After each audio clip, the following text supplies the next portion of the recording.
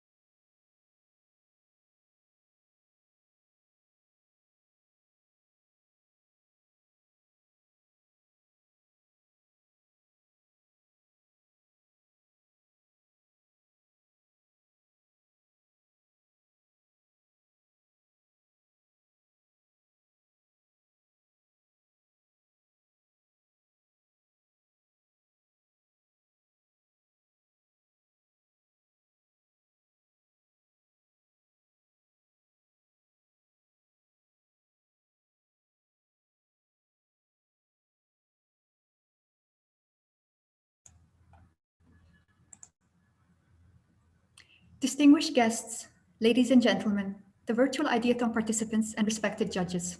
Welcome to the virtual Ideathon Building Resilience with Communities, an idea-based hackathon within the framework of the UAE Volunteers campaign.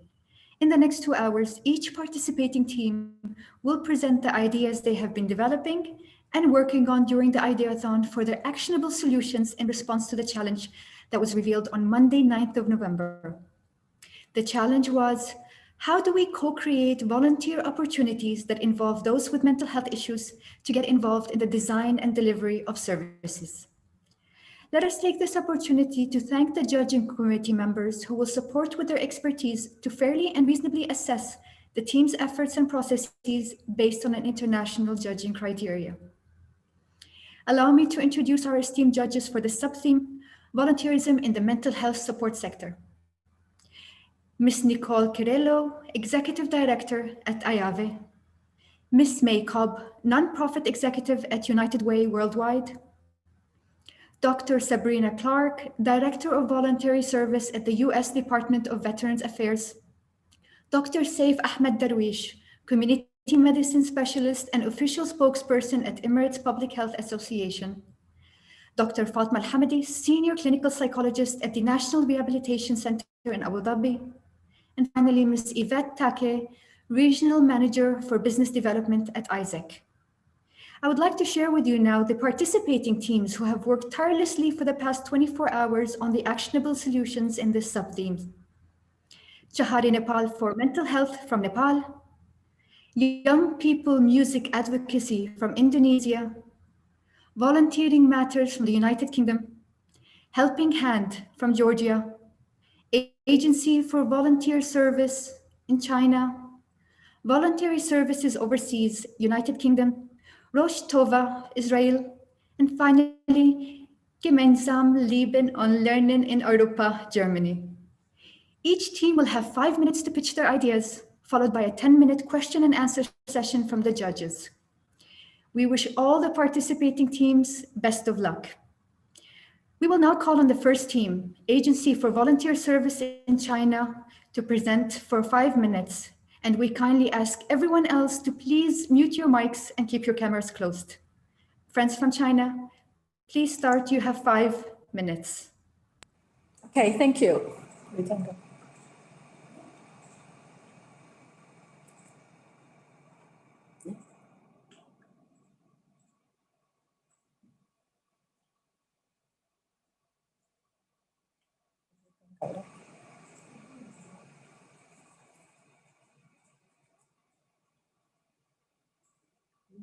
I can turn on.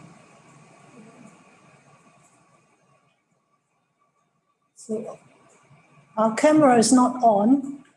Our camera. Yeah. Hello. 佢聽到聲 Hello. Can you open our camera, please? Hello. Yes, sure. Oh, thank you. Okay.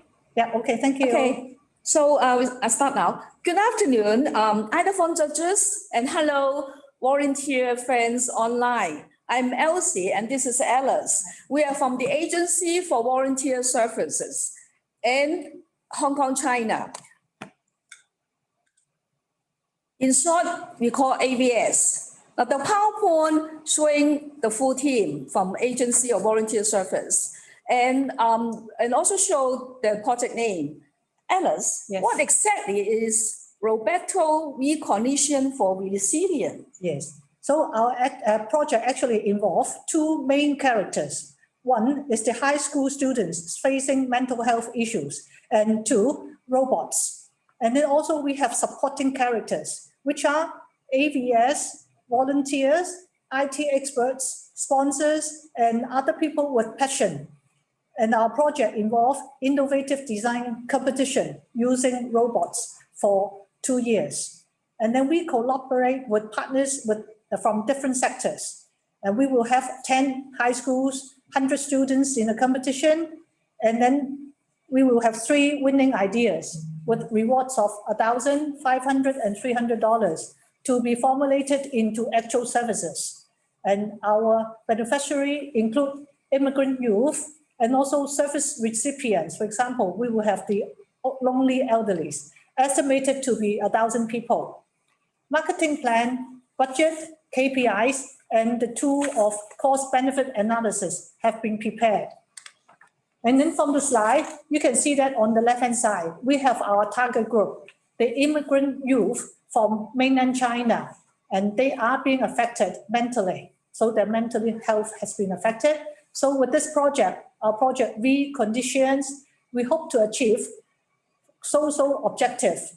Firstly, boost mental health of the target youth group. And then secondly, vulnerable groups being affected by COVID-19 will be benefited by the co-created services.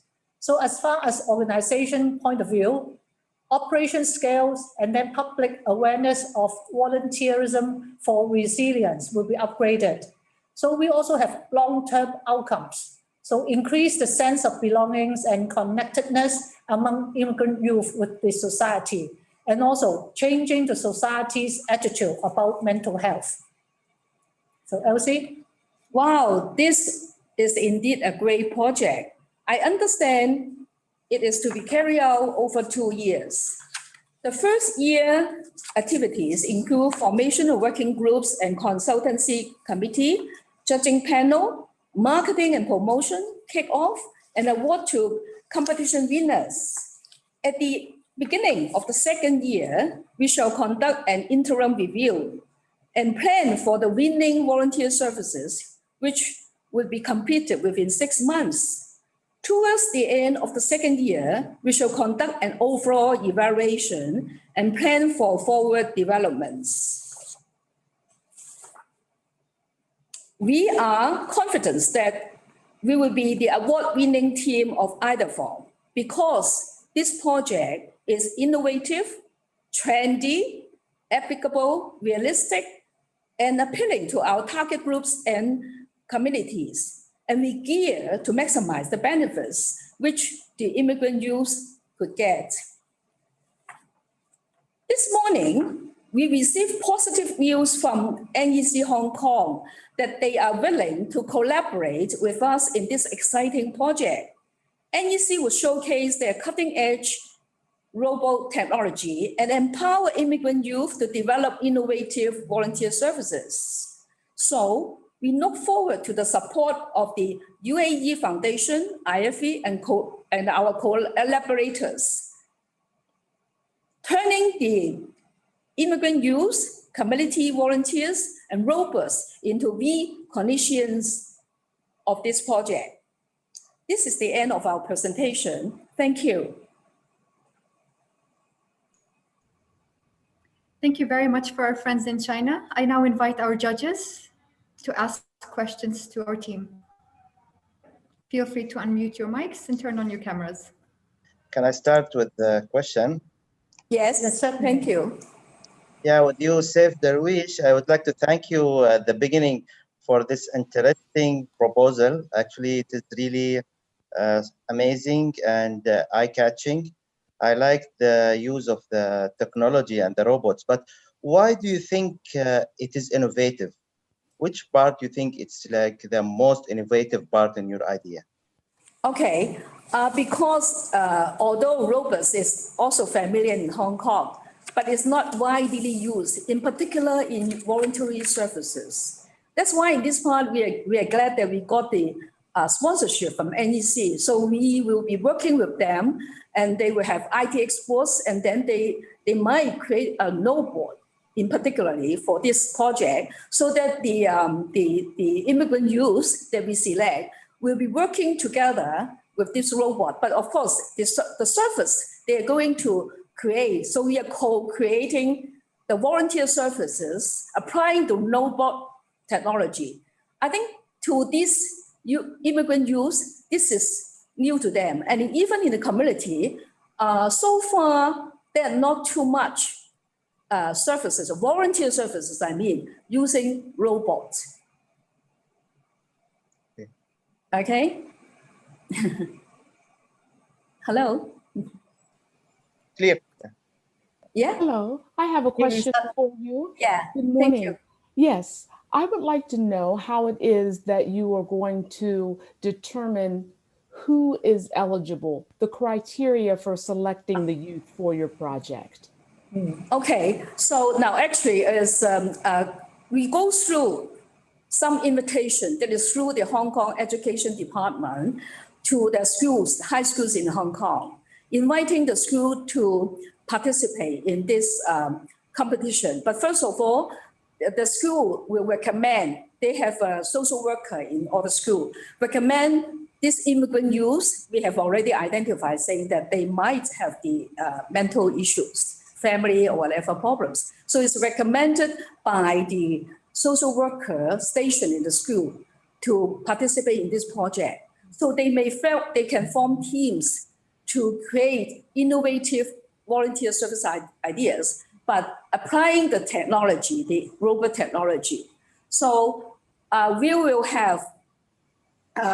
give them reward. At the end, we will select, we have a judging panel to select 3 winning teams, and they will get incentives. The incentive including dollars as well as recognition and also recommendation to participate in other national or international similar competitions.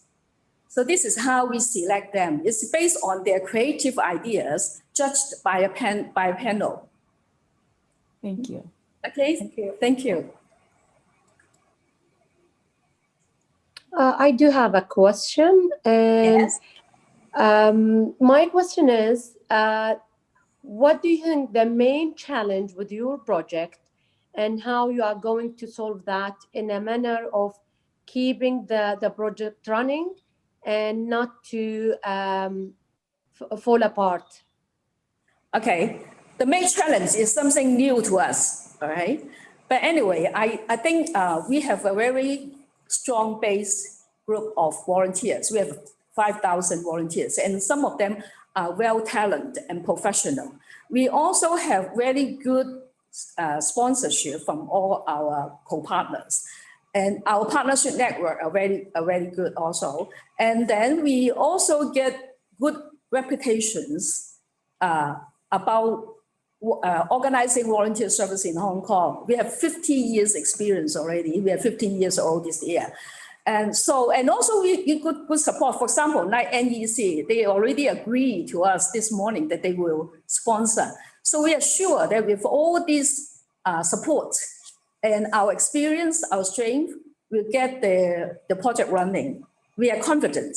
So the biggest challenge is something new. We haven't had this kind of experience of running similar project before, but we are sure that we can handle all the difficulties. Thank you.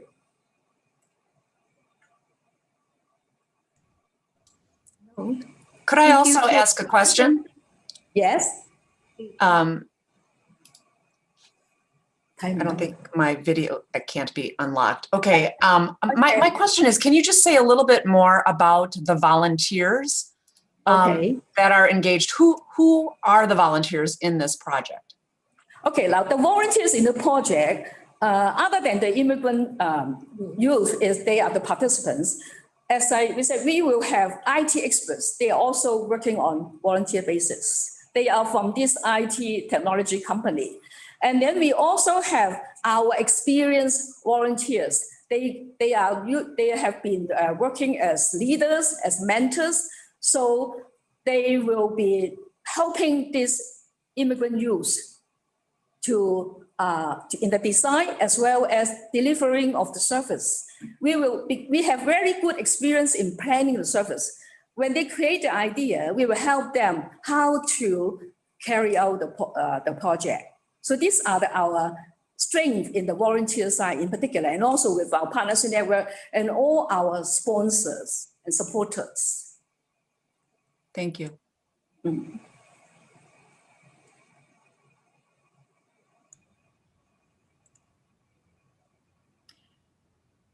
Thank you for our friends from China. I'm just going to invite the judges to see if anyone has any more questions before we move on to our next team. Thank you. Great. Thank you very much. We wish you best of luck. Thank you very much. And bye-bye, judges. Thank you. Thank you. Thank you so much. Thank you. And now we ask for our friends from Indonesia, Young People Music Advocacy, to present. You can share your screen, turn on your camera and unmute your mics. You have 5 minutes. Okay, hello.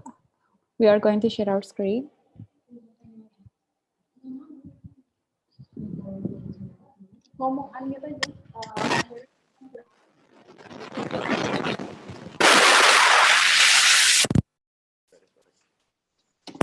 I'm sorry, I can unmute, I can open my camera because previously the host just turned off my camera. Oh, okay. Thank you. Thank you. Okay. Good afternoon, judges, and hello, everyone. My name is Fatima, and I'm here speaking on behalf of Young People Music Advocacy from Indonesia, an organization focused in the advancement of Indonesian mental health through research-based methods and intervention. Next.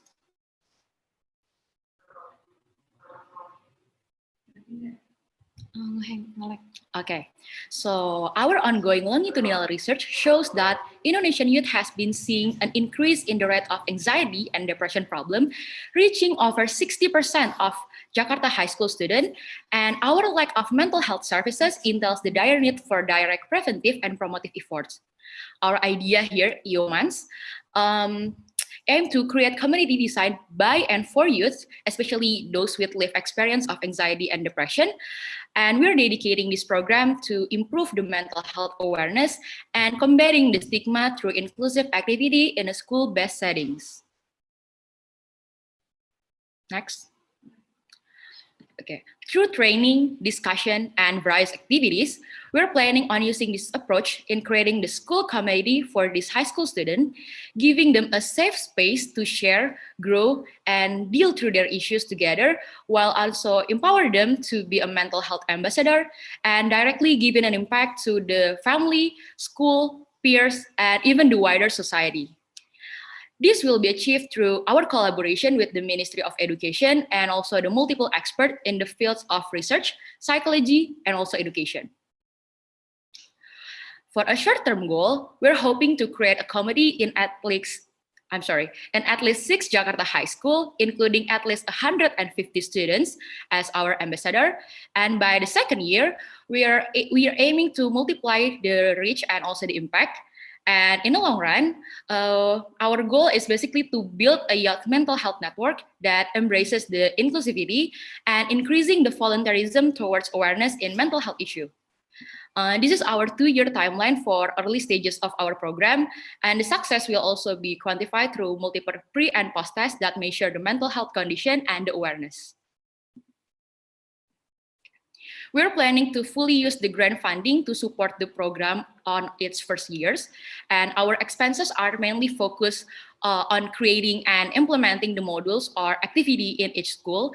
But later on, the school are expected to support the program financially and independently create more generation of YOMANS.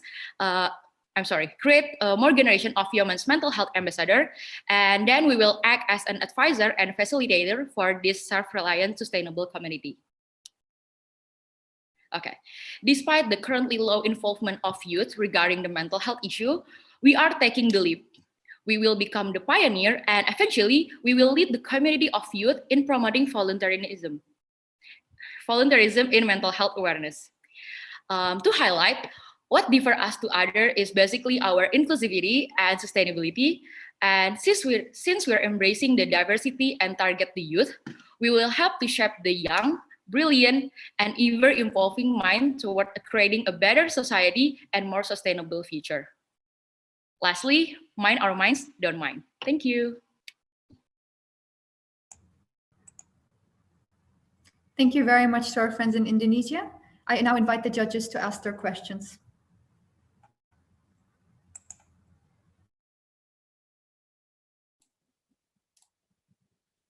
I have a question about the technology platforms that that you mentioned, and I'm not clear what they do. How are they going to be utilized in your plan? Okay, let me answer your question. Thank you for the question. So for the technology that we are aiming, we're not going to be using that technology as the forefront. So the core of this question of this program is basically how can we improve volunteerism in mental health. So as Indonesia being a developing country without that much technological advancement yet, it's going to be difficult for us if we implement new ideas in technology-based things. So that is why we implemented ideas not from the technological perspective, but from the approach. We are finding new ways to approach people, especially people with lived experience in these high schools, by making these school-based communities. For technologies itself, what we are using are probably not technologies per se, but new and most recent data-based and data-driven research from what we have gathered from the students themselves. We aim to create these specialized programs and modules and activities for each and every one of these schools so that we can create and entice these young generations to become volunteers in the mental health field. Thank you. Good morning. I'd like to just have you to expand on that a bit. Could you give a description of what one of those activities or modules would look like and how it would be implemented with the students? Okay, so we came up with this idea with the background that due to bad conditions of mental health services, we need more promotive and preventive ideas in promoting mental health. So our modules, first, we are going to have two modules. The first one is going to be the general module, which is going to be applicable and flexible to be initiated in various schools.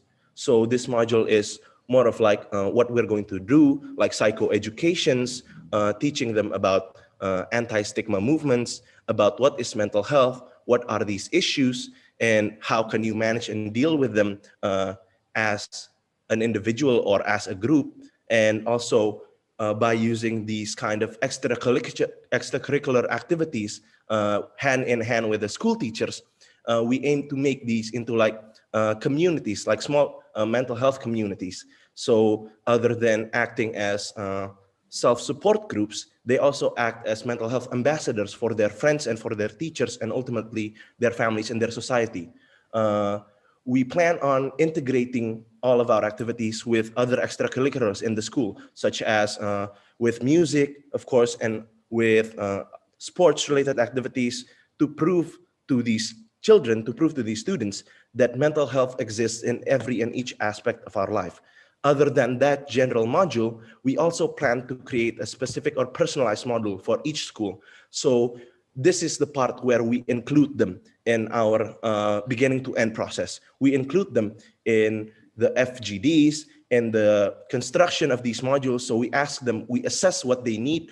What do they think is the most important problem that they need to face in their school? So for example, if they need, we need an intervention in regards to bullying in our school. So then we can construct the program with them together to provide this specialized module talking about bullying in their school. So probably that's an overview of our modules. And how would those students be identified to be a part of your program? Okay, thank you. So we are planning to use a database process. So before we go into the school, of course, we are going to communicate with the school part, especially the counselors and the teachers.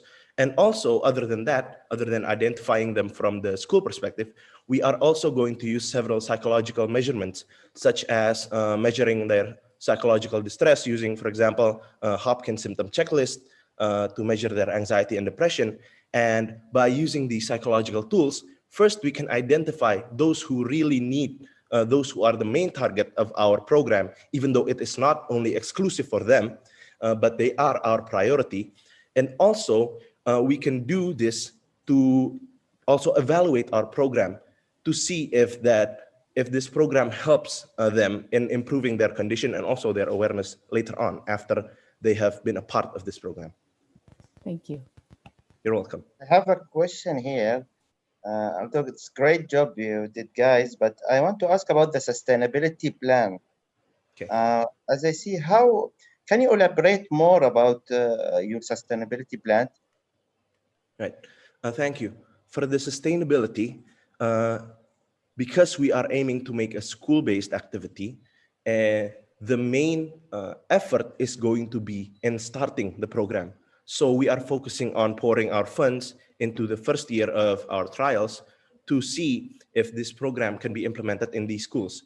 When these programs are already settled, are already implemented in schools, they can be self-sustainable. Because why? Because then we are working with each of these schools so that these schools can be self-reliant, sustainable communities that is independent in funding.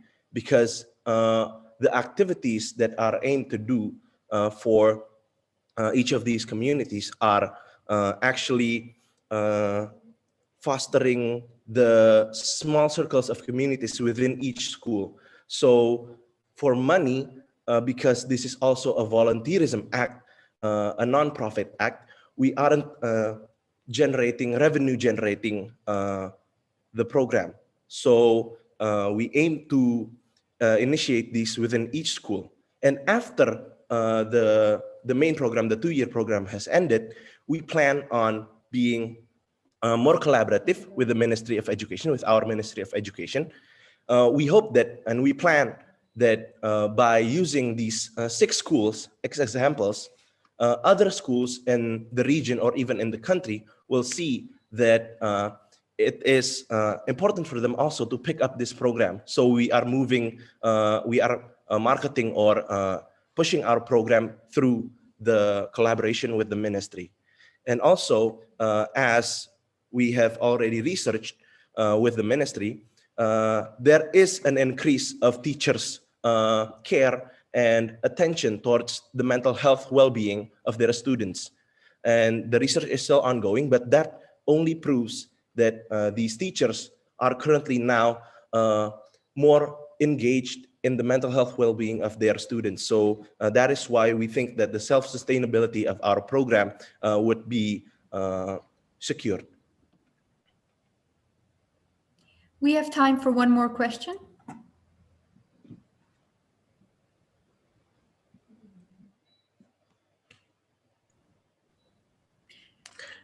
Okay, I have a question. Dr. Fatma.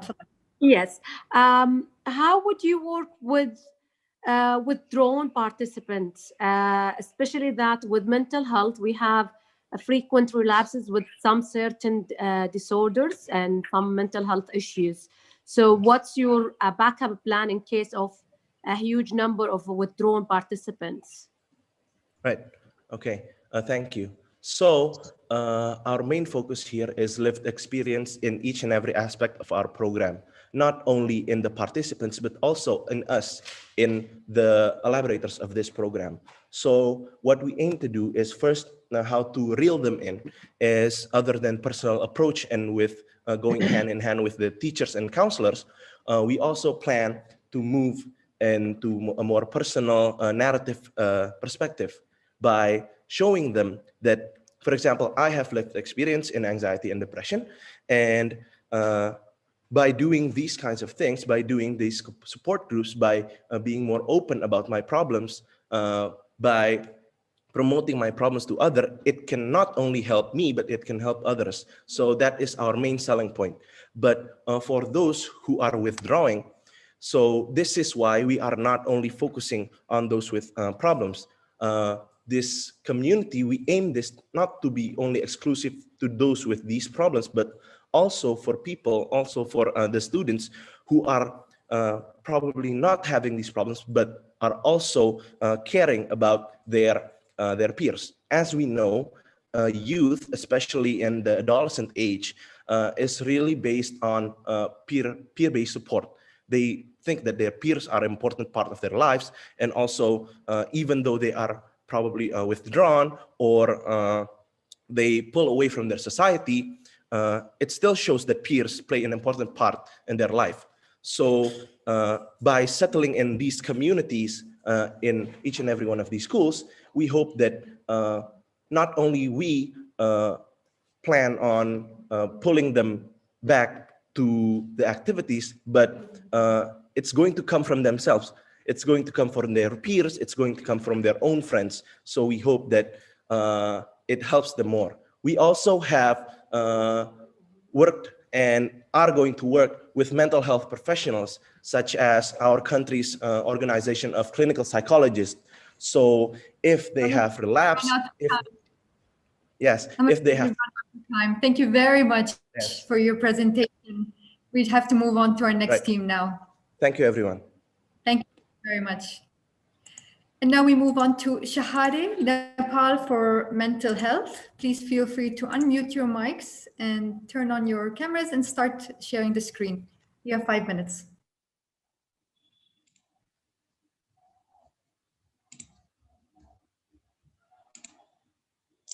Namaste. I am very proud. My name is Mohini Lama. I'm very proud to present on behalf of my team, Chari Nepal for Mental Health. This is my amazing team that has supported, and we have worked for the last 24 hours. It's been pretty challenging for us.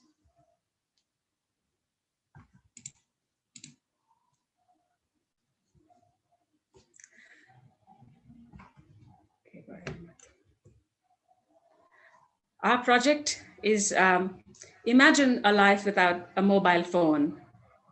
Imagine is hard to imagine, right? Imagine if you have never ever used a mobile phone. Imagine if you were illiterate, ostracized from your family, with a mental health issue, a poor person, and in today's time of the COVID-19 pandemic, when there's social distancing, the risk of infection, and you have no access to restricted services. Keeping all of this in mind, we have come up with this idea of our project called the Mental Connection. Here we plan to provide our clients and carers with mobile phones, which gives them an identity so that they can connect with their community, they can build up a support system. And just before the lockdown, we were able to do a trial run, a pilot project where we gave 5 of our clients mobile phones, and we have had success with that mobile phone. They have been able to reach out to their community. They have been able to reach out to us, so they have not felt isolated. They have felt that they've been supported. We aim to launch our project in January of 2021. In the first year, this is a 3-year project. We envisage a 3-year project. The first year, we would like to focus on telecommunication, continuing into the second year where we feel that COVID will still carry on, again into communication. And in the third year, then go back into our normal activities, which includes our Welcome Center, an idea that we started in 2011, where we brought in our clients so that they could connect and they could feel like they were cared for. The short-term benefits of our project we see is that our clients and carers become more literate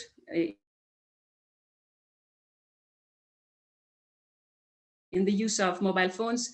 We are able to track and support groups because we, in our budget, we have projected that we will motivate them to train people and build up on more clients, so that every year we have five teach 5 more, and subsequently by year 3 we plan that at least 40 of our clients will be self-sufficient, will be able to use a mobile phone, and it will also improve their mental well-being, and it will build their confidence and their sense of independence. We have a few indicators here for you. As per the market analysis, we do realize that some NGOs are working on the digital divide, but they connect with their clients with digital workshops where the clients must have laptops, smartphones. But for somebody who has never used a mobile phone in their lives, this doesn't work. So we have come up with this, the mental connection, where we hope to be connecting the mental divide. We know that there are certain strengths that we have, is that it's an innovative project. It targets the neglected groups. It's accessible, affordable. It builds trust. It makes them feel like they're wanted, because when we give them the mobile phones, we register the phones in their name, so they have a sense of identity. We know that there are certain weaknesses, and it will be difficult to monitor at times, which is why we would like to mobilize volunteers, which is the clients themselves, and also more staff. Chari Nepal is a very small NGO, so we plan to hire a program officer, an outreach officer, and who will monitor and supervise these clients. Why our team should win is because we have a very holistic and people-centered approach. We have hands-on experience in implementing similar intervention, and our relationship with our clients is built on trust and continuous support. This is our finance and sustainability plan for the next 2 years. Because in year one, we do not foresee that everything will work fine. And we hope that with the startup money, we will be able to run the project. We have donors also, but we hope that if we win the prize, we don't have to depend on anybody else. Thank you to very everybody. much. Thank you. Thank you. Namaste. Thank you very much. And I'll give the opportunity to our judges to ask some questions. I had a question about how the clients begin engaging with each other. There was a piece in the proposal that talked about how they would connect to each other. And I didn't quite understand how that would work. I can see how they would be connecting with your organization, or I guess with the volunteers or the counselors, but maybe you could say a little bit more about that. Sorry, can you please repeat the question? There was a connection break and I didn't get the first part.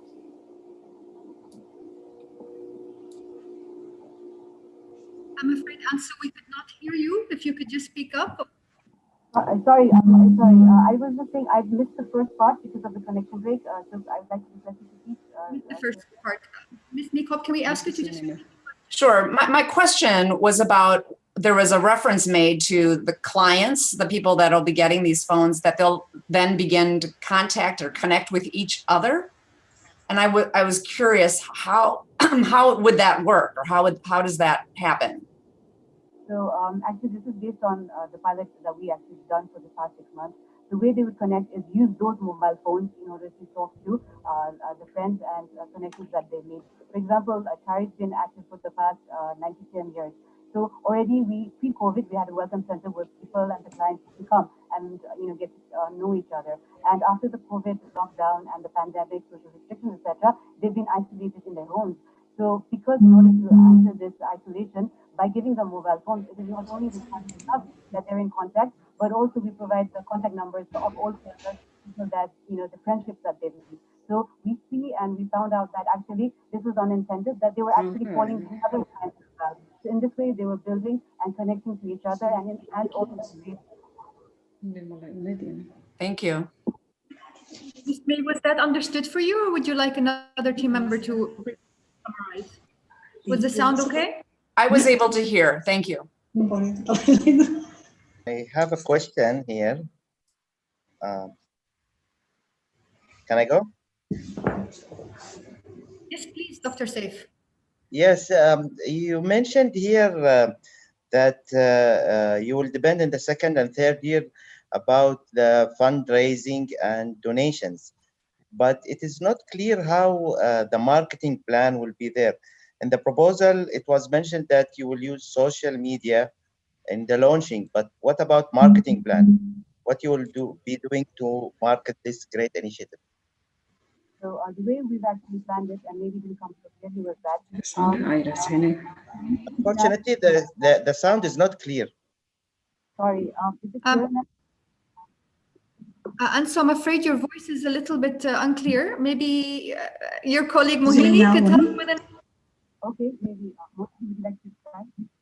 मेरो ल्यापटपमा आएर बोलिहाल्छ नि बरु भन्छु उसलाई बोलाइदिउ न Ms. Mohini, would you like to answer? Sorry.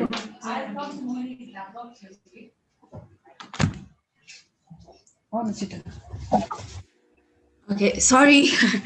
Okay, so with regards to the question on how we would do marketing by the social media, our past experience has shown that we've actually used our Facebook page as a good marketing tool, and we've linked our Facebook page with Global Giving, which is a website where people actually provide donations, both internationally as well as in Nepal. So in the past, if you look at our turnover, is that a big chunk around, for example, last year we were able to raise around $5,000 through Global Giving itself. So we anticipate that with the COVID pandemic that people might become more generous in this way. So this is one way we intend to actually raise funds through different media, as well as the use of websites which actually allow us to raise money and reach different people. Clear. I have a question as well. May I go? Sure. Yeah, so per the proposal, you did mention that the target is homeless people and marginalized people, but how is that going to be sustainable if you're giving them mobile phones and most of them they're not really comfortable with that? And I'm guessing most of these people do not have a stable source of income. So how would you ensure the sustainability of this program in the sense that they will not sell it for, food or any other thing? Right. So I think that's my question. Yes, thank you. That's a very relevant question, and this is something that we've actually faced a bit of a challenge in terms of actually selling the mobile phones because they don't have food. We have found in our pilot project that this is not the case, but rather the challenge is here is that in terms of charging, that is a problem because not everybody, is in a home or in a locality with chargers. So what we've actually experienced is that we've actually connected with the local communities themselves, for example, shopkeepers, in order to allow them to charge their phones. And since Nepal Lease Society and the localities which these people live in, they've been living there for the past 5-6 years, so they actually allowed them to do so. We've had clients which live near temples, and temples also have charging stations nearby. So in this way, we were able to sort of overcome the limitations that we had. Another interesting thing is that with regards to the top up, that is also very important. And what we found is that in Nepal, our target is to provide at least 500 rupees per month. This is around $5. So this is what we would like to use the grant for, because it's important for them to remain charged. And for this, again, it requires a mobilization of our volunteers and staff in order to provide those top-up cards to those clients themselves. But we believe that, and our experience shows that it is possible if mobilization is done and planned, very well. How do you intend that the clients themselves will be utilized as volunteers in your program? At what point will they become eligible to be a volunteer? I think any client is also, eligible to be a volunteer. But the way we've conceptualized it is that, and again, reflecting back to our past experiences, that they are the ones who are leading the way the mobile phones are being used. For example, creating those support groups was initially not our intention. Our intention was actually just to connect them with the charity staff as well as, professional counselors. But we found that actually they were, in addition to that, also connecting with, the friends that they had made at the Welcome Center. So this was an unintended but a very positive, consequence of these mobile phones. So in this way, they have become the co-creators of the system and are driving the way the project is actually run. Another interesting part is that some of the clients, because of the past 6 months experience, is that they initially did not know how to use the mobile phones, but later now they've become quite savvy. And we believe that, and we've conceptualized that, is that if they are able to do so, then they themselves can also act as a catalyst, as role models for them to teach others. So maybe we can actually mobilize them through the support of our staff to go to the other, the clients that we would like to extend our coverage to show them that, this person has been able to do it, and he or she will be able to show them, this is how it's done, this is how I use the system. So in this way, it will be more attractive to the other clients, because, someone from their own group, someone that they know and trust, is able to, use the system in such a way.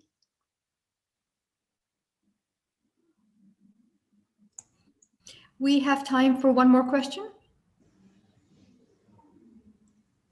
Yes, I have a question. Hello, thank you. Thank you for this, your work on this proposal. I have a question about data. So are you tracking the usage of these clients? Are you able, if you own the data, if you're managing the phone and the accounts, are you able to track the data to understand better about when they're using it, how they're using it, what type of conversations they are having, in order to make sure that you're providing the best mental health service to the clients? Yes, we are. The way that we've actually set up our reporting system is that each and every phone call conversation is documented, so that there is a tracking system in place. And we've already created formats, which probably needs to be updated a bit, but we track their locations, the time of uses, as well as the conversations that have been taking place, along with even the fact that whether they've taken their medication or not, whether they have access to medication. And if they do not have access to the medicine, which, so what we do is our staff actually goes and buys the medication and then drops it off at their location. So we also do this. In addition, in terms of, the contacts, the other people that they're talking to, we do ask them. And in addition to the clients themselves, because many of them are also have carers, we actually talk to the carers when we talk to the clients, if it's possible. In this way, we recheck, reconfirm whether, what is being said is actually happening or not. And all of this, information is being documented and digitalized in our computers. And our plan is that at the end of the project, we also have analysts to actually analyze the data and to see whether it's possible to look at trends and other activities that we can learn from. Thank you very much, our friends from Nepal. Wish you all the best. Thank you. And now we move on to our friends in Jordan, Project Helping Hand. I'd kindly ask you to unmute your mics, turn on your cameras, and start sharing the screen. They have to stop sharing so that I can share.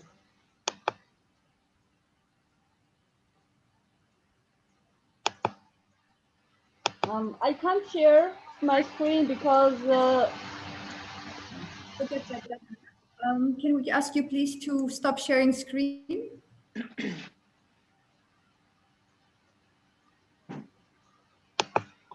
And also please turn my video. Sure.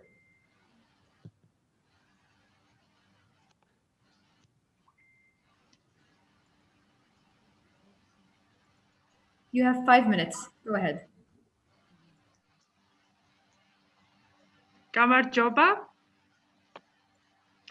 Gamar Joba, a traditional Georgian welcome along with some of our famous Georgian wine. Unfortunately, we are not here to drink wine, but we want to talk very serious product that we want to bring to the market to fill the needs of for better mental health among our youth. I am Tinatin Maskhi from Tbilisi, Georgia, and together with my amazing team will present Talk to Me. Since about March, you have been coping with a multitude of issues associated with COVID-19 pandemic. As an adult, you may recognize one of those issues, you mental health, and you exceed or develop the way to take care of you. Safety, regularity, professionality. Now imagine you are just 14 years old boy living in vulnerable family with no smartphone, no computer, no internet connection. Or you are just 19 years old girl who lost her job, is living with her extended family, can't go anywhere, can't do anything, can't not to talk anyone. And you are feeling desperately cut off from the world and falling into the black hole of the isolation. Okay, let's focus on the idea we are proposing. Talk to Me involves creating mobile application and corresponding website for young people seeking help in dealing with mental health issues, or for friends and family members seeking more information on identifying mental health issues in others. Working 24, Talk to Me is a confidential service that connects a young person seeking help with a mental health issue to a young person who has already been involved in successfully dealing with mental health issues, and the trained psychologists who also volunteer their time. So this kind of idea, mobile app, website, maybe it's not the most innovative in the whole world, but what making our product unique in Georgia is that we are going to incorporate young people who have experience to deal with mental issues. In Georgia, there is no any program which create volunteer opportunities with youth, even adults with mental health problem. So this activity will be operated by young volunteers and will create volunteer opportunities. This year, we worked with UNICEF to develop the program to increase volunteering amongst youth people in Georgia to respond to COVID-19 challenges. And as a result, now we are extended volunteer database over than 1,000 volunteers.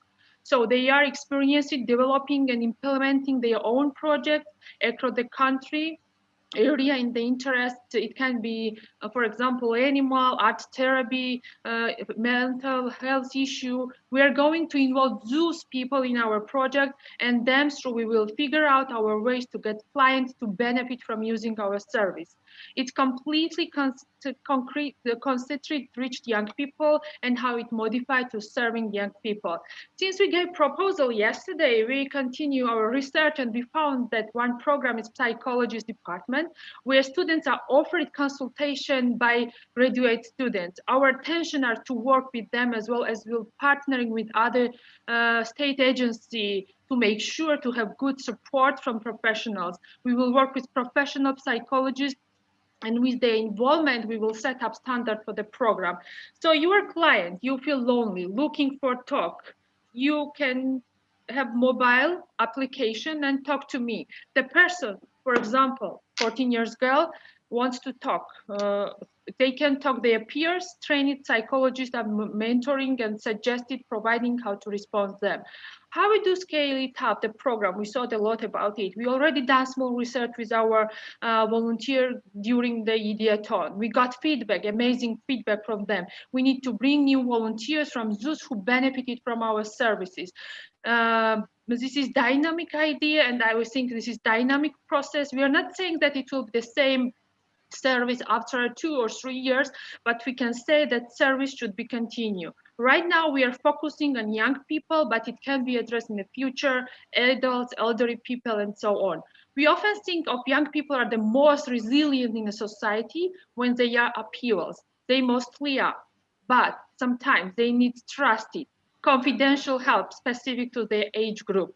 Talk to Me will fulfill this need in Georgia, and the small investment right now we can make talent resource help to build resilient young people is less expensive than trying to deal with poor mental health in adults. Thank you for your attention, and thank you for this great opportunity. Thank you, Team Giorgio. Over to you, judges. I have a quick question, I think. One is around, or two pieces to it. So is it primarily that it's calling, so they only need to have access to a telephone? It's not email or it's not texting. So I just wanted to clarify that. No. And then there was texting. It's texting. It's a texting, so they have two offer.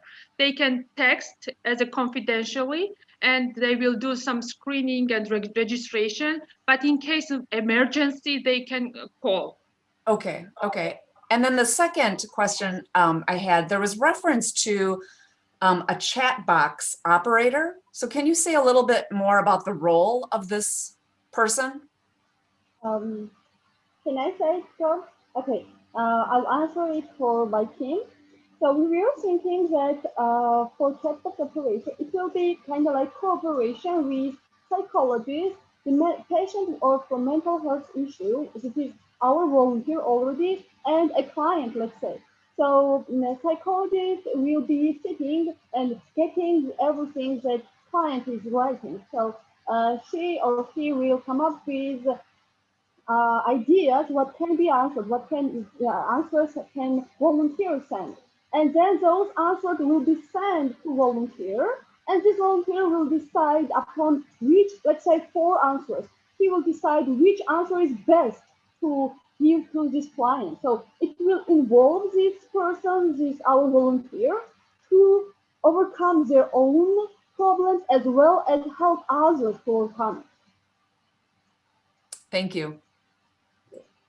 Thank you. I think I have a question. Thank you for this, and thank you for your proposal. This seems like it might put some pressure on the volunteers themselves dealing with people who may be in crisis. So could you speak a little bit about how you will attend to the mental health and the care of the people who are volunteering in this situation? Okay, so we thought about it. It was like one of our big concerns that people that has already have mental health issues will be too stressed out after giving this volunteering service. So we decided that every week they will have a session. It will be group session, it will be individual session, and they will talk everything out with psychologists. So the psychologists that will be involved in the program will also work with our volunteers as well. I hope I answered your question. Yes, thank you.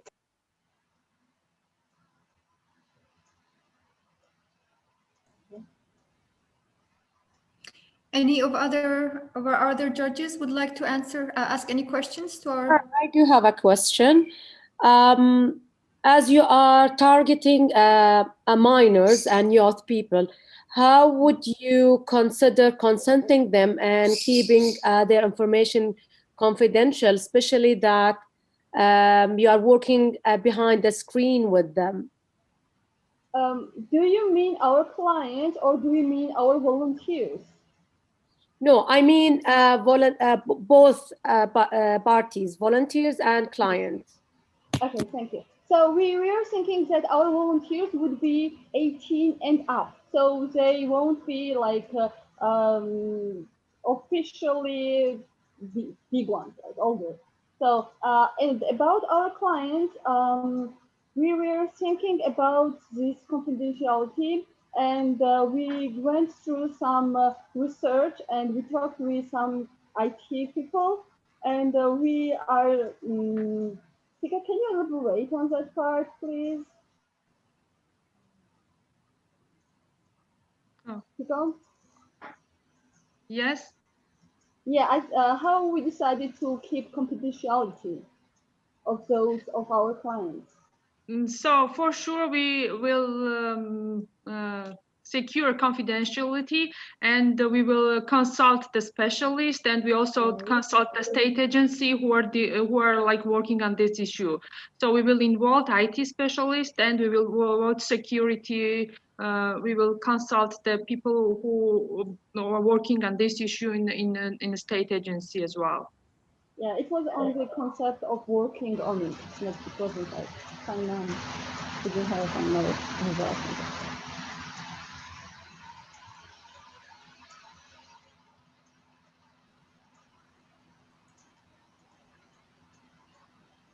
Anyone else would like to ask a question? But it's really good point, and we will think deeply on these issues. If there's just time, good afternoon. Good afternoon. But continuing with that issue of the confidentiality, if the young people are also talking to their peers who have gone through similar issues, and so my concern is just about how to ensure that when a youth may be in crisis, and then how are the parents or the guardians brought into that situation, or what is the obligation of you as the organization to then to intervene in that situation? And while the conversation is set to be confidential, but to let those that are in the parent or the guardian know about what might be happening immediately or what follow-up is needed. What is your role, and how will you determine when to intervene with that additional help of family or parents? Okay, so it was a very good question. It was the one thing that we had to debate all day yesterday. And it was one thing is that, yeah, it should be, we should get involved if there is immediate danger of to the life of our clients.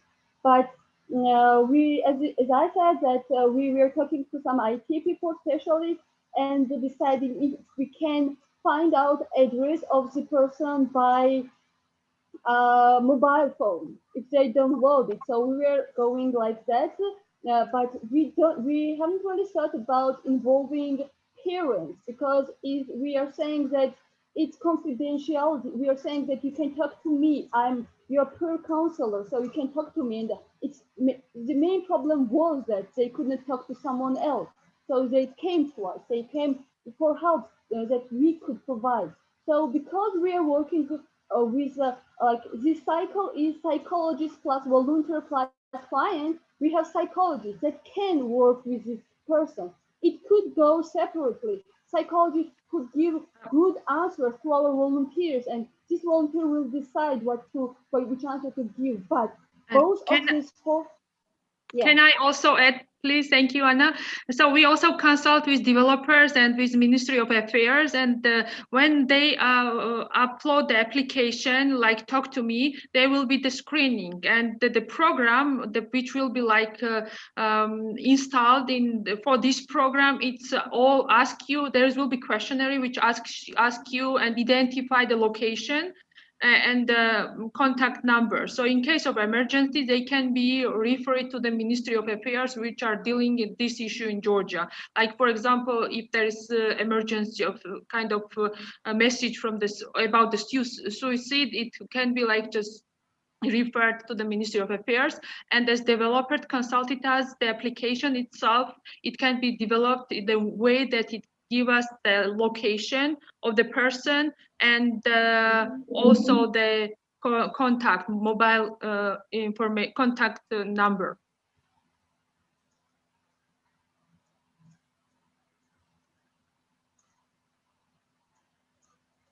Thank you.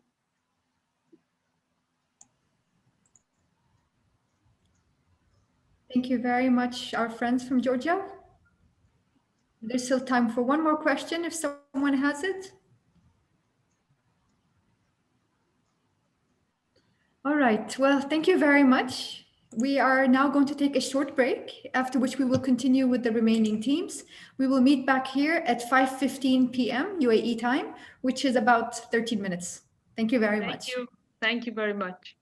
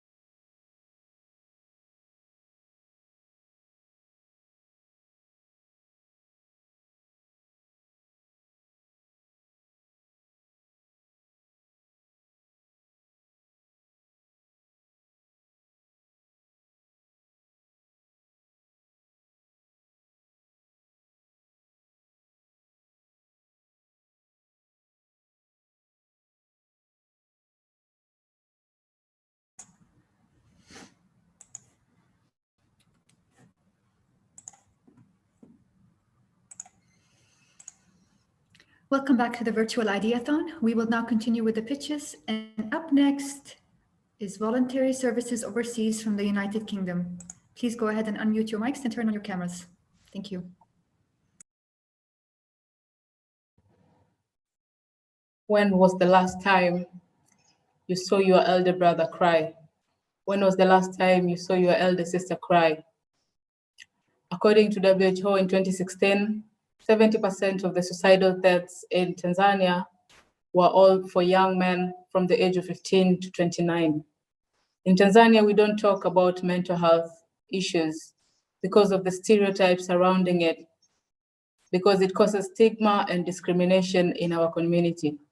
It's worse for the young men because the community presumes that they're strong people and they can deal with all issues that come their way.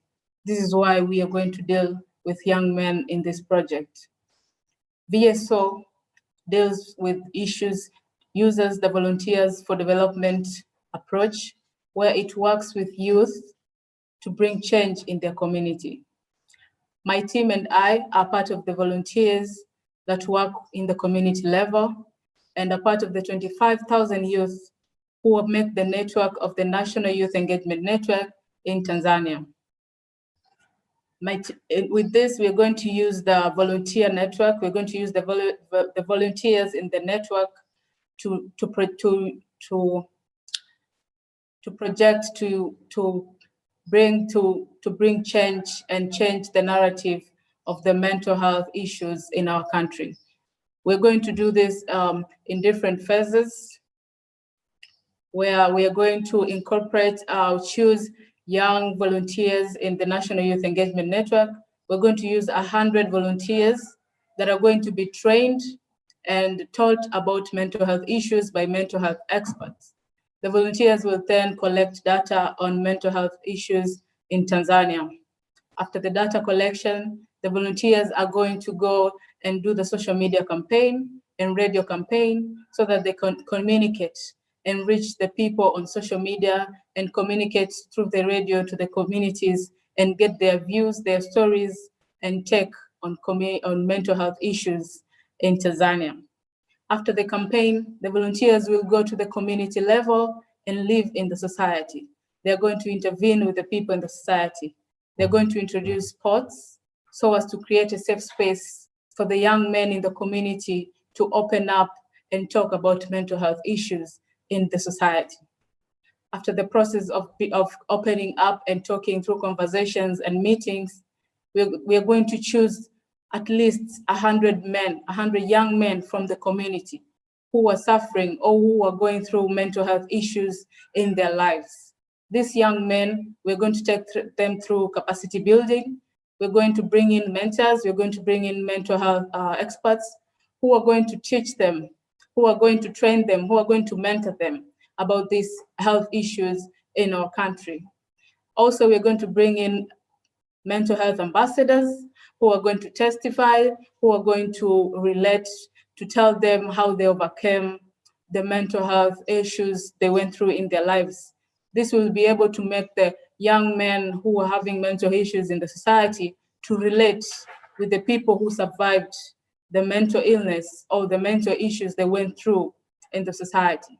After the capacity building of these young men, they are going to be ready. They're going to work with the National Youth Engagement Network on how they can volunteer in their communities so that they can keep working with them in the communities.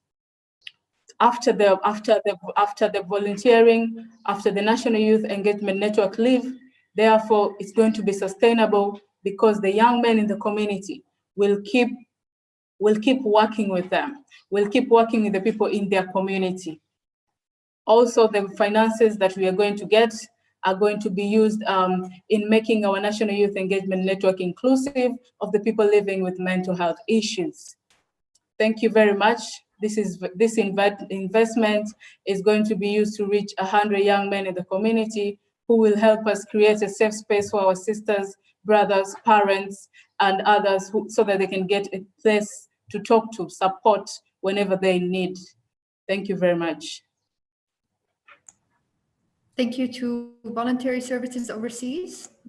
Questions are now open for the judges. I have a quick question and then maybe a longer one. The first is, what is the age group of these young men that you're targeting?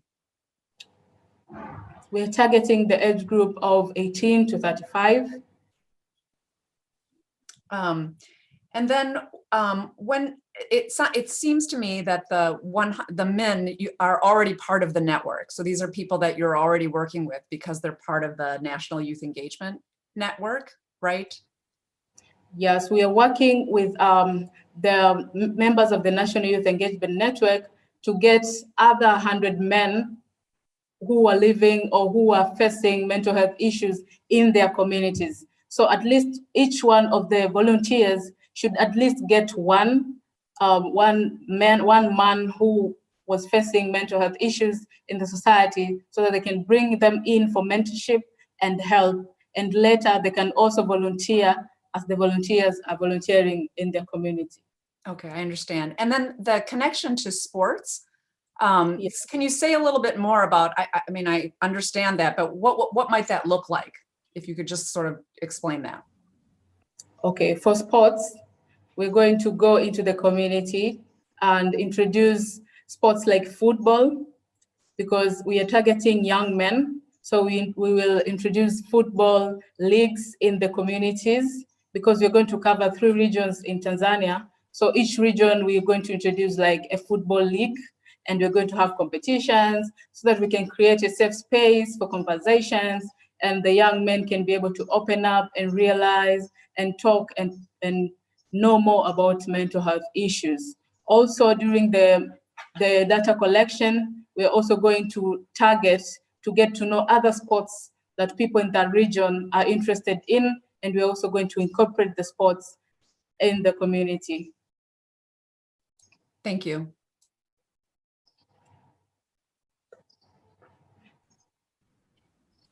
Thank you, Ms. May. Anyone else has a question? Dr. Sabrina, please. Yes, thank you.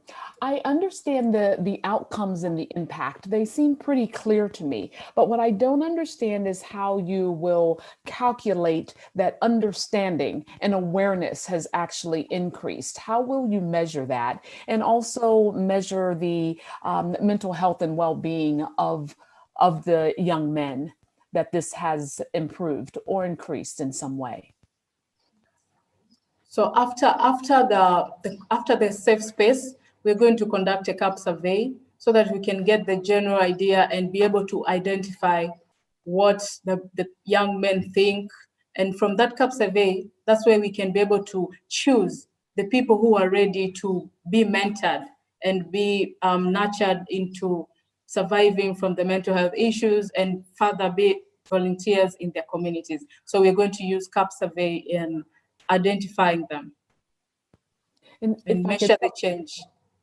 Thank you. If I could follow up a little bit on them becoming the mentors, and clearly them being part of the program is one thing, and even if they're making progress, but the mentoring piece is something different. Are they going to be trained to be mentors? And is there a transition from their having been part of the program to now being a mentor in the program?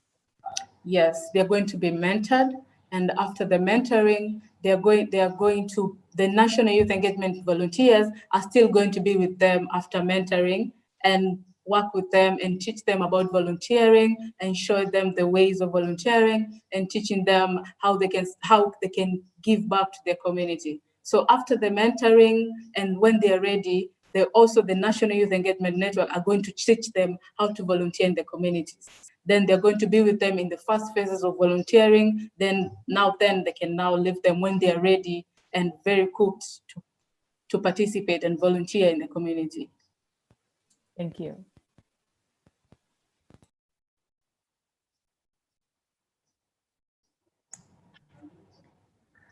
Thank you, Dr. Sabrina. Any other questions from our fellow judges?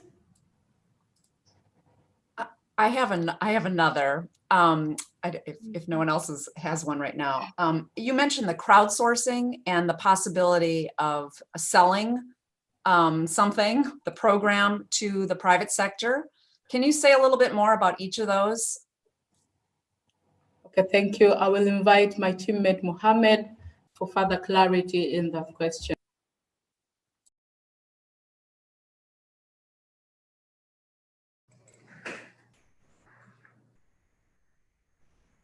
Okay.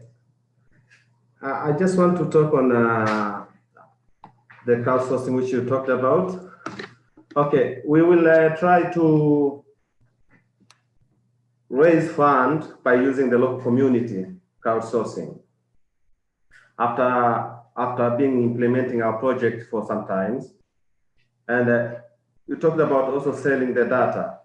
Yeah, it's not actually selling the data; it is monetizing the data, because in Tanzania we don't have the official data on the mental health. So there will be need of data for policy makers and also for research issues.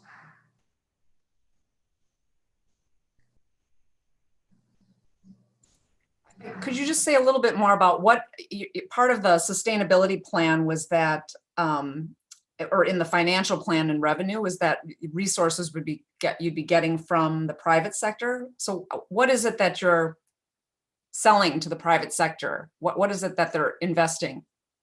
That's what's not clear to me.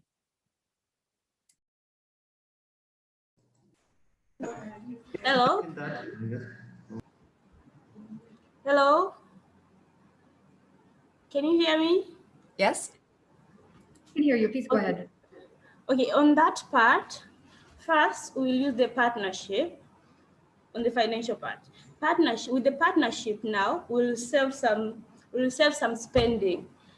For example, if we join with the media, instead of paying the expenses for the media costs, the media, when they come to us because they need agenda to sell to the public, then they'll get sponsorship, and they will save us for free, and with that we will make money through that. Thank you. And another thing is there is a community fund. This community fund isn't allocated. So with this idea, when you present it to the government will be able to include it in the community fund project.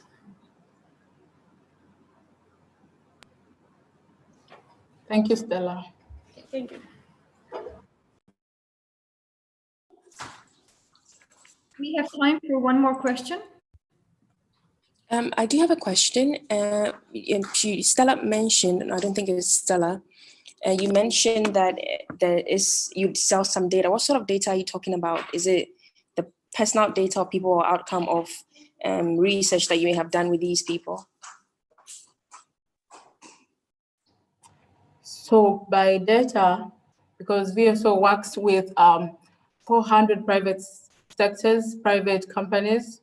So using that data, we are able to convince these private sectors to fund us in conducting the mental health activities. So we're going to use that data as proof or as something solid for them to give us some funds to run our mental health activities.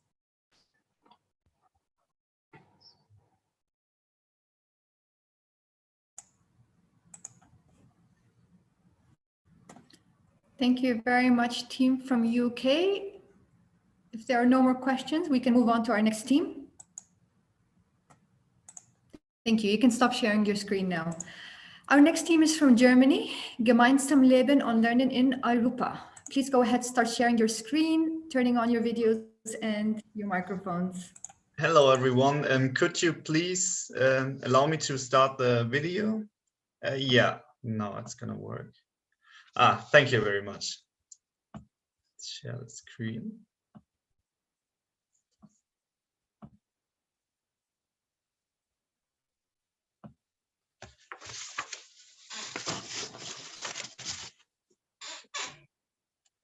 Go Mental, creating a mobile task force for mental health and volunteering.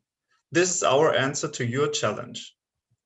Our idea is to involve organizations and people with mental health disorders through a mobile task force, as well as raising awareness for the challenges of involving people with mental disorders in volunteering and their needs.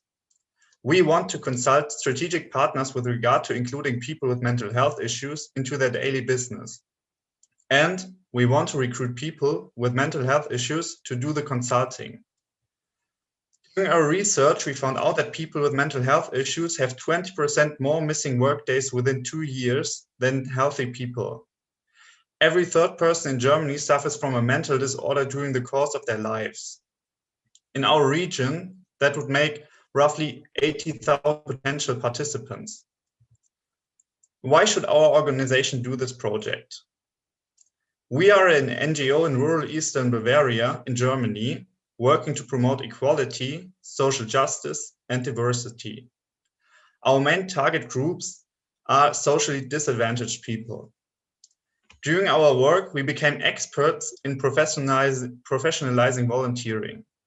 Our main focus lies on train-the-trainer seminars and workshops. During that, we gained experience with the target group by including several people with mental health issues into our everyday work. We also have a high expertise in upscaling projects across Europe through our large network of partner organizations. For the execution of the project, we identified 5 milestones. During the development phase, we want to develop and specify the project plan. During the recruitment phase, we want to recruit people with mental health issues as volunteers. The executive phase is about creating curricula for workshops, providing counseling services for people with mental health issues to become volunteers, and connecting various stakeholders to establish a network. During the reviewing phase, we want to evaluate the outcome of the project. And during the upscaling phase, we want to upscale the project to other communities and countries. We will be supported by our transnational strategic partners in this matter. Within the first 2 years, the grant of $25,000 would cover all our costs. After that, we will be able to attract sponsors at regional and international level. In a nutshell, we want to give people with mental health issues a voice and empower them to tailor volunteering to their needs. And now, start the project and go mental. Thank you very much.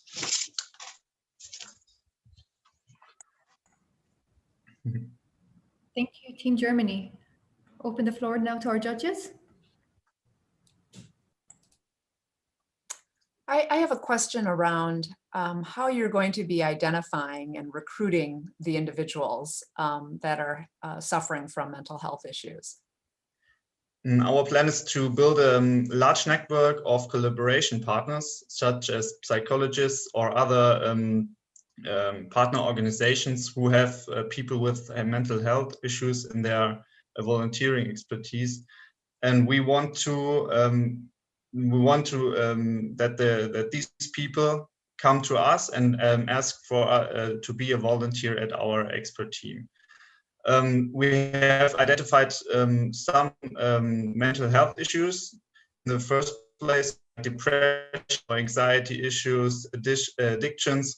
We also have experience with these, with working with these people. We have a very caring managing director who actually included several people with mental health issues in our everyday work already. So we have some people with mental health issues, or had some people with mental health issues on our staff actually, and so we have a own experience of dealing with these people, and we really like them to be volunteers at our organization, because I think it's one thing to be just a part of the project or a target group of a project, but our innovative approach is to give them an active role in the volunteering itself. We want them to be volunteers, because I think this is what it's all about.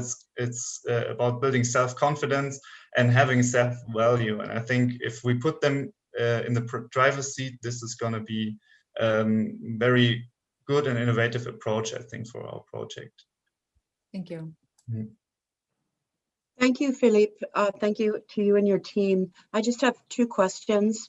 Mm-hmm. One is, can you talk about the role of technology in this Go Mental project and how you see it being a vital component of this? And then can you just talk a little bit about what these volunteers will actually be doing? Mm-hmm. Yes, the role of technology depends a little bit on the COVID pandemic. We have a lot of experience in building online seminars or workshops, and if the COVID pandemic continues, we will be designing online seminars, of course, which are supposed to be very interactive with the partner organizations. That's where we have our experience in the trainer seminars and so on. And if the COVID pandemic now stops, or maybe if the impact is not so much anymore, we are going to do personal workshops, so where we actually at the scene. And then we will use PowerPoint presentations and other technology to make a very interactive workshop. That's where we have our high expertise, actually. And for technology, we also use for our marketing structure. We want to promote this project through social media, and we also have very strong ties to the local press. And yeah, we will use different channels for promoting our project. And what the people with mental health issues are actually doing, I talked about the task force that we want to implement. The task force will be split up into 2 different groups. One group, the practice team, with people with volunteers with mental health issues. They will actually design and build these workshop or seminar curricula. And then there is going to be the expert group, which will be consist of volunteers with people with mental issues. They will be reviewing the design seminars from the practice group, and they will tailor them to their needs. So they will look through it and see if this if the topics are adapted really to their needs, to what they really want to do in consulting. So this is actually their role as volunteers. And then the presentation of the design of the workshops on the seminars, they will be done as well by members of the expert and of the practice groups. So then the people with and without mental health issues will be working together. Did that answer your question? Yes, thank you. Thank you. Hello, I have 2 questions for you as well. I'm in your presentation, and forgive me for looking away, I'm looking at your presentation. You mentioned that absenteeism rising 20% more missing days within 2 years, and you addressed that specifically. And I don't see any other measures of the impact of mental health. And of course, I know, and you've mentioned them here in your presentation, of what some of those other factors are. But I'm wondering why absenteeism was specified here. And is that something then that you would look for employers to identify as having improved in some way? And now, having said that, this is part 2 of my first question. Having said that, is there an intent that organizations of whether they be companies or other types of organizations would actually feed into your pool of volunteers, meaning those employees who have been identified as having that high rate of absenteeism? You may or may not know whether that's related to mental health, but do they become part of a volunteer pool if you are able to identify that? And then will employers be able to then report that absenteeism rate? And so basically, focusing on absenteeism is interesting to me that you have pointed that out here, and why that focus.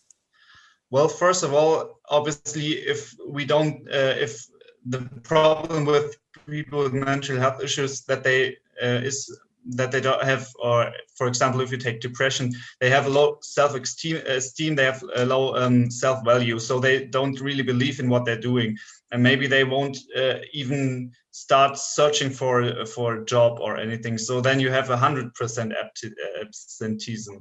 So what we trying to do is to build up this self-confidence and to build up their self-value, so that they will maybe if they have a bad day, usually they would stay at home. But by volunteering, we want to increase their self-confidence and their self-value, so that they will maybe not stay at home at these days, or maybe they have such a high self-confidence through volunteering that they say, okay, maybe I'm feeling bad or depressed today, but still I'm going to work, or going to work as a volunteer. So we want to start giving them this self-confidence by using them as volunteers and not just a target group.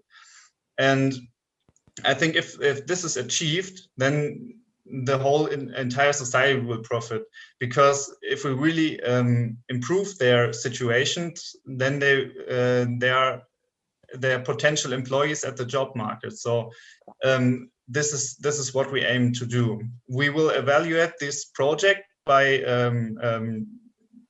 some KPIs, for example, the number of participants, the number of partner organizations, but we will also do a survey with the participants from the expert team, if they really improve their situation. And if this is the case, there's a high chance that they will be open for the job market. But our network with collaborations partners will be first limited to the partner organizations, and which are volunteering groups. We will actually, in the first place, that we want them to recruit as volunteers. So if they are full part of the volunteering team, there's a high chance that they will be also a full member of a team as an actual employee at an enterprise. So the employers are not actually part of our collaboration system, but they will profit from the outcome of our project. Thank you. My second question is related to just to go mental. So I had a reaction to it when I saw it, and just said, oh gosh, now if I were mental, or thought that I was, I'm not sure how I would react to this. And so I wonder how you came up with the name, and given that you say you've worked with others even in your own organization, what was the reaction, or is this something that you have asked about or considered? Yeah, well, actually, one member of our group suggested this key phrase, and we said this is such a nice phrase, it's such a nice word.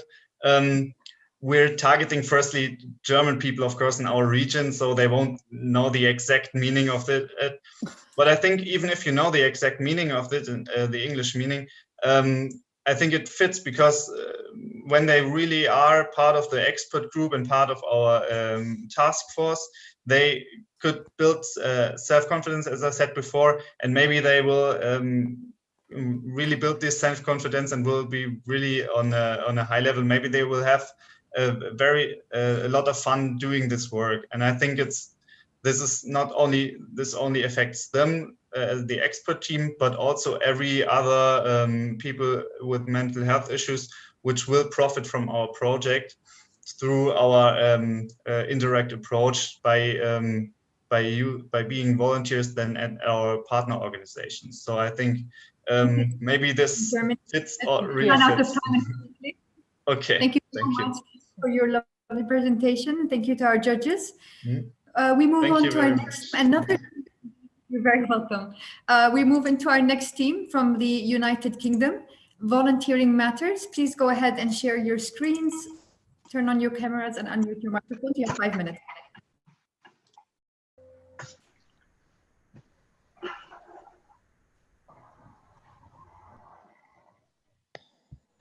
What you see isn't necessarily who I am.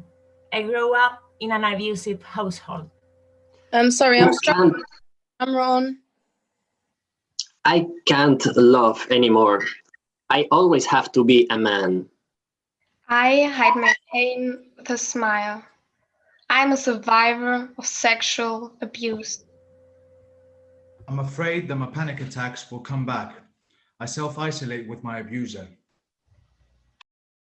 You know my name, not my story. You can't see my inner scars.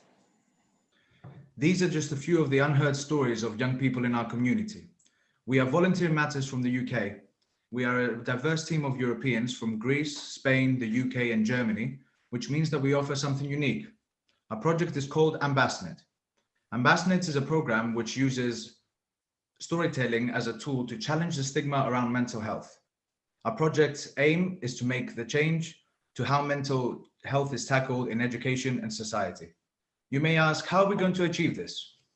Well, that's easy. Youth social action is about mobilizing young people. A part of that is creating a landscape which offers young people opportunities. Volunteering is also fun, and our work with theatres, radio station, art centres, libraries and museums offers something so unique to young people. It provides a platform to measure impact and witness true social mobility. We know through our experience that young people should be advocates for their own programme. Ambasnet will recruit youth leaders to be instrumental in the development of their programme. Our topic is all about involving mental health and volunteering. Therefore, young people who have experienced any form of trauma which has led to mental health issues will be a focal point. As young people who have suffered with these issues, we know what works for us. And speaking from personal perspective, it feels amazing to be on that other end of the spectrum. I started out in a dark place, dealing with the complexities of domestic abuse. And volunteering has provided me with the distraction, friendships, resilience, and an opportunity to make a difference to the lives of others. So our project has 3 key steps. One is to lead training and our recruitment process in order to ensure that we create 10 youth leaders who will be part of the development of Ambasnet, a network with the primary aim to bridge the gap and offer lines of communication between young people, health and well-being professionals and stakeholders. These youth leaders will be responsible for the creation and delivery of interactive workshops and programs based within education. We have tested these types of interventions using a storytelling method, and they have been successful. Interactive workshops promote empathy, understanding, and resilience, encouraging young people to be part of the solution. They will be instrumental in developing a conversation with communities and schools regarding mental health. The impact that the project aims to achieve will create a shift in youth culture and hopefully cause systemic change. As part of our sustainability and budgeting plans, we will be looking into expanding the reach of our network of youth leaders by creating a task force who will mentor an older age demographic of young people. Once we establish a wider network of youth leaders, it is possible to create a digital platform to match them with people suffering with mental health issues, so a more personal conversation can be established, encouraging young people and anyone willing to open up on their issues. Our youth leaders will be able to use their valuable training on a one-to-one basis, which will have significant impact for the project. We will have our brand and external forces contribute to keeping a steady inflow to our project, which will make sure to give young people the help they need and the opportunity to help others using the tools they now have themselves. We can all see that COVID-19 has affected the world in so many ways, and establishing a new normal that we all have to live with. Most importantly, mental health has been brought to the forefront and highlighted big issues in various age groups, and more importantly, young people around the world that need to be addressed with action. Scaling up our programme is something we feel confident about achieving, as Volunteering Matters is a national charity and is also a member of Volun Europe. The expansion of our network will have continuing and evolving engagement of young people with mental health issues, making Ambasnet a possible global network, driving change in these challenging times. We thank the Emirates Foundation and everyone involved for this opportunity, and we thank you for your attention. Thank you very much for Team Volunteering Matters. Over to you, judges.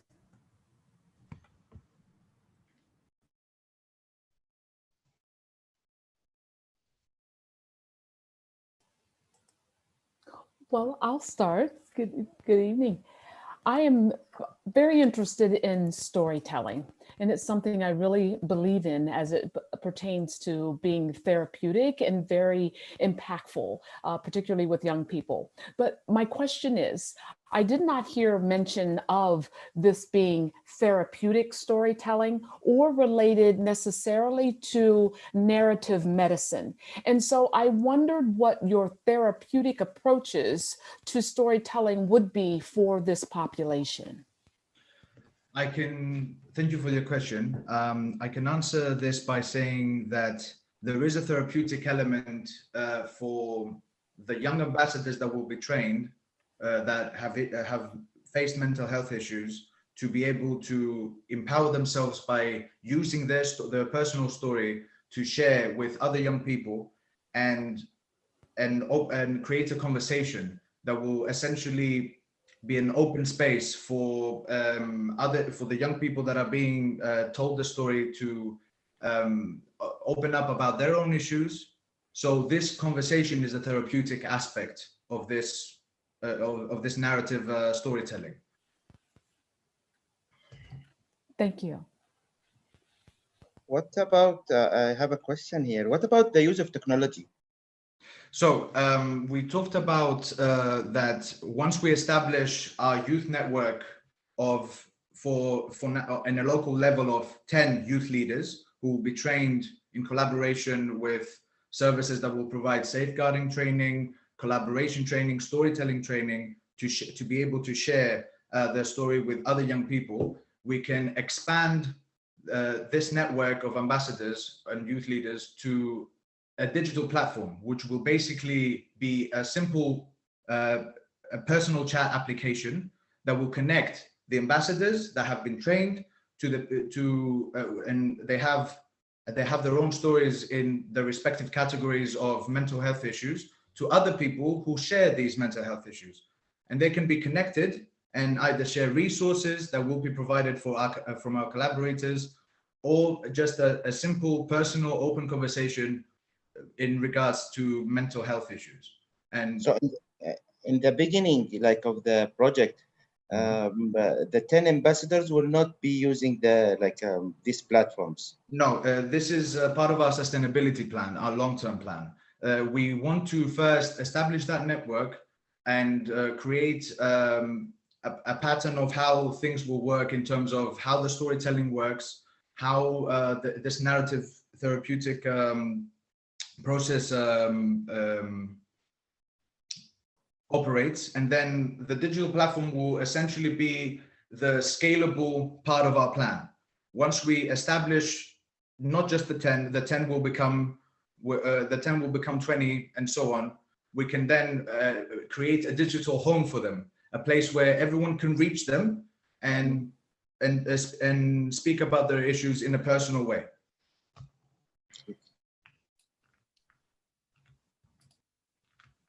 I have two questions. One, the target population you said was from the age of 10 till 18.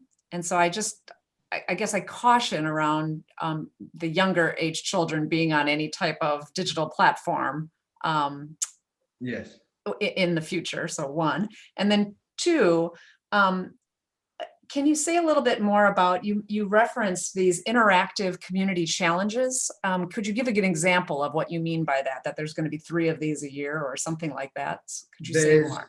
We have had many ideas, and there's many possibilities to create all sorts of challenges and creative activities in the forms of workshops, challenges that we can put, creative challenges that we can put on we can assign, we can encourage participation in for young people and their families. There's a whole spectrum that we have thought of, and that's in collaboration with, as mentioned in our pitch, the local community, with arts, museums, radio stations, and certain hubs that can facilitate these activities. Sorry, if I may, Alex. Also, we'll be doing interactive drama. So we'll be going around to the schools, doing assemblies and getting these children to act out certain circumstances and then come up with a solution. What would they do in that situation? So they're learning and they are passing on what they've learned as well at the same time. Thank you. I have a question. It's about how you, first of all, thank you. And thank you for your bravery here. Much appreciated. And your work is appreciated as well. I have a question about how you intend to get these stories out. And I don't necessarily mean from a marketing perspective. Something you just said, Louise, sounded quite interesting. You know, we all know that there are stigmas around this, mental illness, mental health. You talk about that. And I think using the narrative story to break some of these stereotypes could be very, very important. So obviously, with the permission and with the willingness of those who are creating stories, do you have a way to get these stories out in, you know, some of the many storytelling platforms that we're hearing about and that have come about in the last? Yes, we'll be doing that through theatre, art, podcasts, all these things, all these different ways of getting it out there. And most importantly, it would be by our ambassadors will be able to share their story through visitations in schools. So we can target, even just as an example, there's a target audience just locally here in Suffolk, UK, of about 300 children. So by school visitations or school meetings online, we can put these people and their story in front of a wide audience. So it can be received by many people. And plus, with what Louise has mentioned already about radio, podcast, art exhibitions, theater exhibitions, and so on.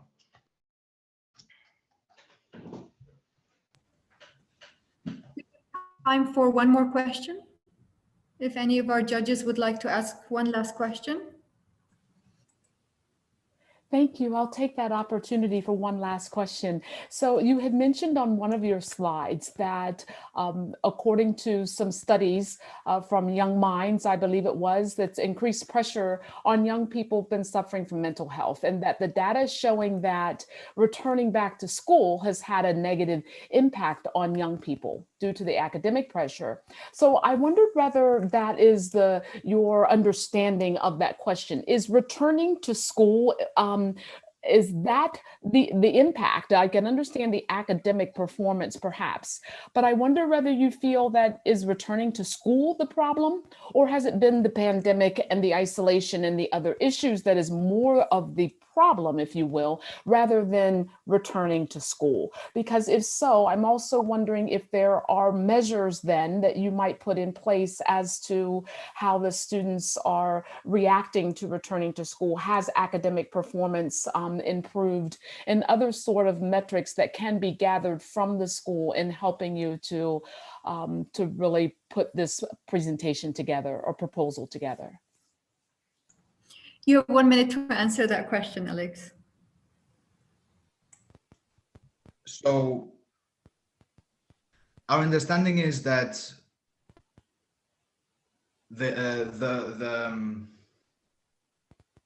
apologies. So our understanding is that the understanding that we have about young kids returning to school, young people returning to school after experiencing a big quarantine, a big pause from their academic progress, is something that has created the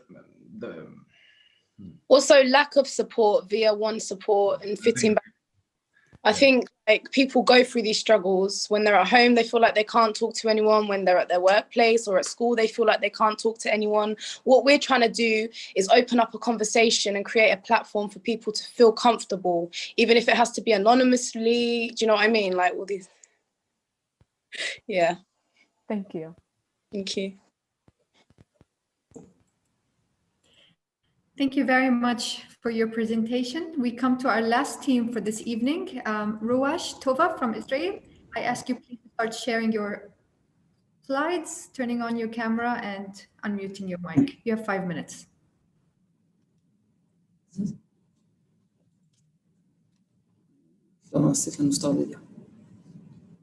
Just a second, please. Okay. Good evening, friends. My name is Adi. And my name is Karen. And we're excited to be here after 3 days of hard work. With your permission and cooperation, before we begin, please join us in a small exercise. I kindly ask you to close your eyes for a few moments. Yeah, please do it now. Take a deep breath and relax your muscles. Now, I want you to think about a pleasant experience from your past in which you did something good for others or for the environment. Try to go back and stay for a moment with the experience.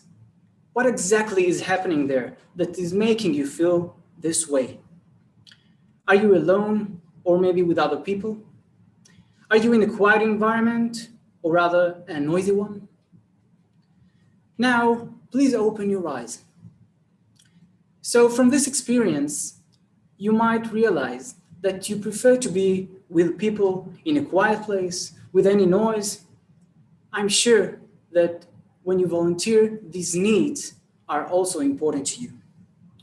Now, imagine that by using a short and efficient questionnaire, you will be referred to a volunteer opportunity that meets exactly your needs. Cool, isn't it? Think what such an experience could do to people who deal with mental health issues. Each of them has a unique and diverse set of needs, and that's why, for them, finding a volunteer opportunity which is adapted to their needs and preferences might be critical. Unfortunately, today, most volunteer opportunities are less adapted for them. Our project will change this. Our questionnaire can connect them to relevant volunteer opportunities. I mean, who knows better than them, the people who deal with mental health issues, what they need, what adaptations, are necessary? No one. This is why the development of our questionnaire will be process of a co-creation together with them. Our research-based tool can be a significant factor in their empowerment and recovery process. And as I said, they will also be our partners in designing and implementing the tool. This is the story behind Prescription to Volunteer. Want to see how it works in practice? Watch the following video.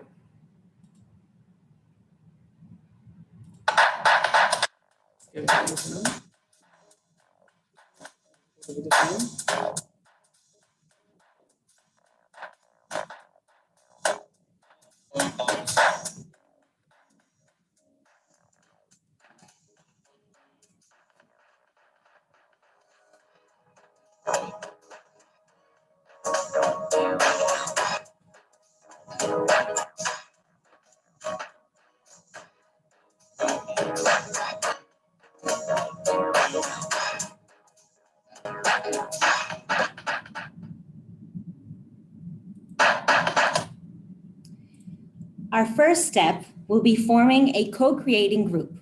We will put a strong emphasis on the human resource. The slogan,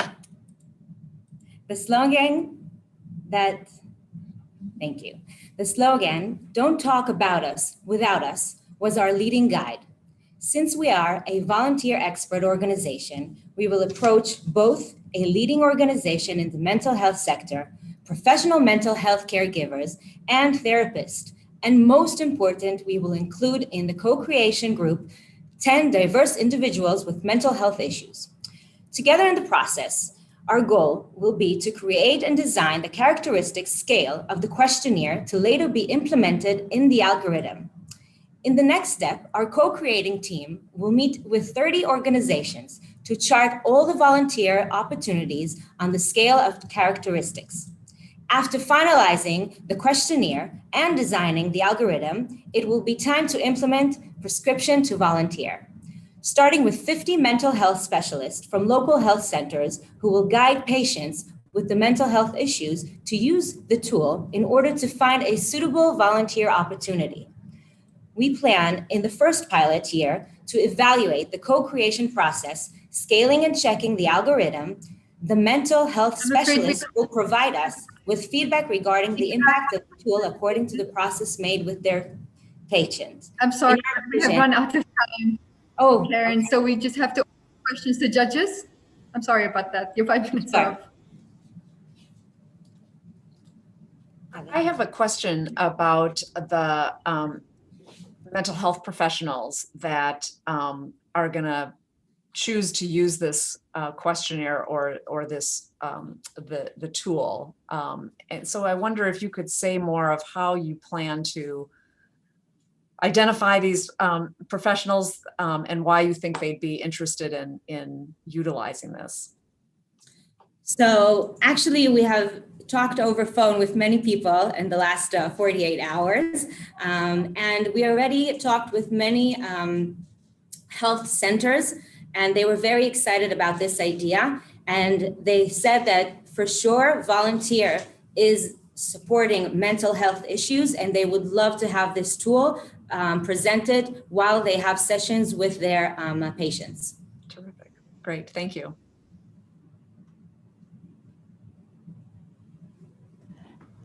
Hi, have you also considered which organizations would be most open and willing to have your volunteers working with them? And is that also a consideration for even the algorithm as to the types of organizations that might be considered here? Because it seems like that you would want to even pilot those specific assignments to make sure that they are suitable, even if the volunteers themselves have determined that they like noise or don't like noise, but the organization's suitability itself, that it would be appropriate. So part of the phone calls that we had was also to call many of the organizations that we partner with. And again, very excited to have this opportunity, and they were all very positive and welcoming and would like to be part of the adaptive part in the algorithm. So once we start building the questionnaire, they will also be part. Once we go out and ask them all the questions and do it the exact adaptation of the questions to where they are working and receiving volunteers. Thank you.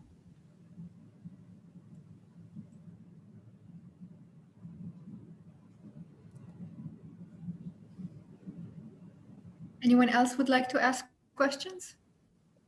Nicole, please. Yes, thank you. Hi, thank you for your work. I just have a question about the end result, and will you also then facilitate the actual practice or act of volunteering, kind of closing that system by presenting possibilities and then also serving up specific connection to that organization and a specific volunteer activity that they can sign up for there as part of the platform. Thank you. Thank you. So important to mention, the organizations receiving the volunteering cannot know if the person has mental health issues or not. The person that will going to basically report to us is their special mental health therapist or special mental health caregiver. Therefore, they are very important for the process and also for the sustainability of this project. We will receive from them the reports, and therefore we can do the adaptations according to what we receive.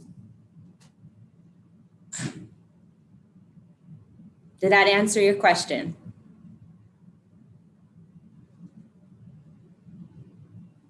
Yes, thank you.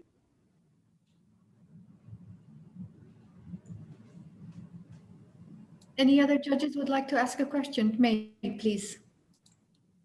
Yeah, so just so I understand, you're going to engage a group of partner organizations that are going to help you develop the actual questionnaire. So these ideas of noisy room, quiet room, doing these sort of pieces. And are they also then going to identify the types of volunteer activities that associate with being in a noisy environment or being in a quiet environment? And will these be virtual activities, things that could be done remotely, things that have to be done I mean, like, how does that happen? Or do you go then to existing volunteer opportunities and then try to match them to the range of activities that you have? So important to mention, the people with mental health issues are going to be part of this co-creation team. They are the core of the team. So we want to listen to them. What kind of organizations, what kind of volunteering opportunities they think are going to be well adapted for their needs. Later on, going to the organizations, that is when we're going to ask them all the questions in order for us to scale, to know if it's noisy, if it's not noisy, if it's a closed, it's a small place or a big place. And we're talking both virtual and physical according to COVID-19. So this is something that we also thought about. So then the objective would be to make sure you have enough opportunities that cover that range. So the first year, we're talking about 30 organizations and scaling up to another 40 on the second year.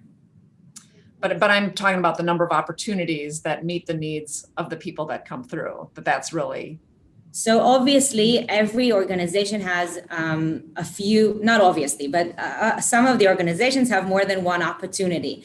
And this is when we're going to talk to the organization. When I say we, is the actual mental health, the person with the mental health issues are going to be our ambassadors in the organizations. So they're going to come there and understand which volunteer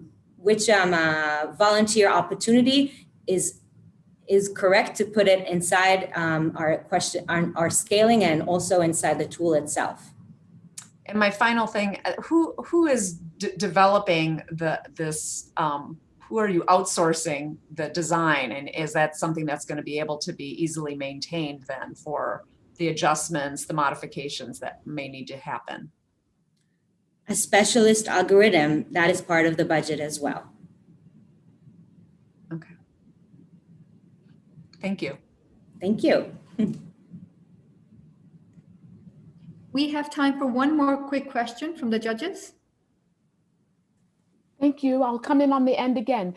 Can you tell me whether the mental health professionals will help guide their clients to assignments? For instance, if I'm already suffering with depression and I'm given the app to go and decide where I want to volunteer, then I may naturally choose that I like to volunteer by myself, when what might be best for me is to volunteer with small groups. So I'm wondering if that will be guided or led in any way. So part of the process is collaborating with the mental health caregivers in our co-creation group. And later on, we're also going to do big circles together with trainings to the mental health supporters. So definitely that's part of the training, how we're going to assign them into the volunteer. And this is something that we hope will happen while they're in their session. So obviously they can help them while they're doing it and while they're again, it's a questionnaire. So it shouldn't take too long to answer. Thank you. Also, if I may add, the idea is that it can be self-filled at any point, so that it doesn't have to be with the caregiver while they're filling it in.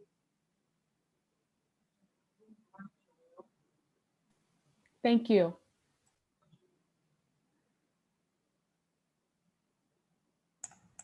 They will have a large amount of opportunities to choose from.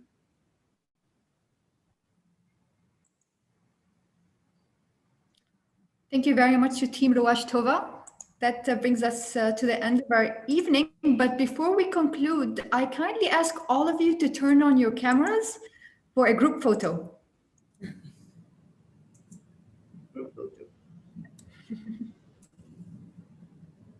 That's great. Lovely faces.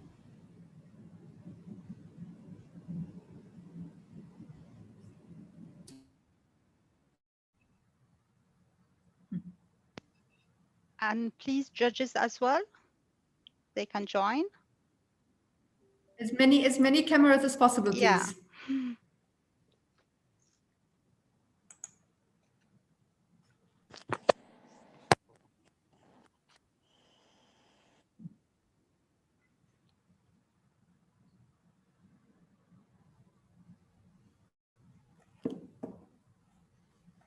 I believe we have captured the photo, Abir.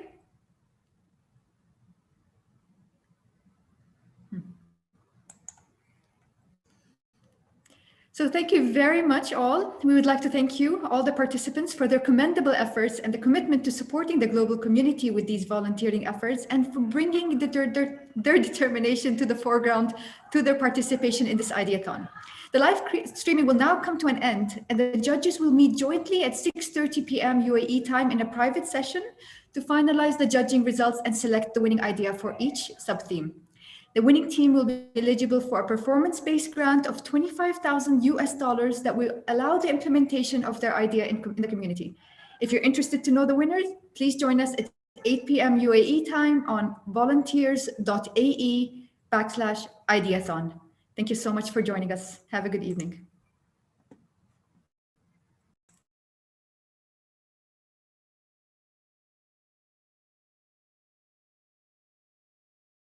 Thank you, everyone.